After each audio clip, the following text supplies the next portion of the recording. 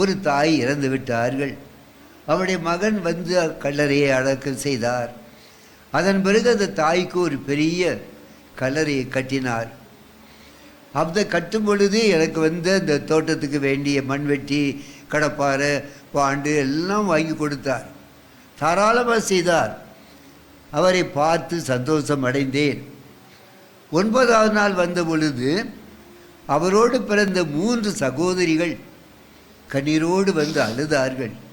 Father, எங்கள் சொந்த வீடு, அந்த வீட்டிலே எங்கள் சகோதரன் மட்டும் அனுபவித்து கொண்டு இருக்கிறான்.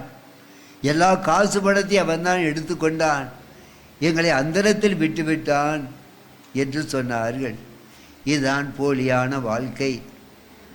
இப்படியாக மக்கள் இறந்தவர்களுக்கு செய்யும் பொழுது உயிரோடு இருக்கிறவர்களை காப்பாற்ற தவறி விடுகிறோம். அவர் இறந்த பிற்பாடு கண்ணீர் விடுகிறோம். உயிரோடு இருக்கும் பொழுது பாதுகாப்பு கொடுப்பது தான் உண்மையான வாழ்க்கை, போலித்தனமான வாழ்க்கை இல்லை. அவ்வாறு நம்முடைய வாழ்க்கை அமைய நாம் செபித்து வாழ்வோம்.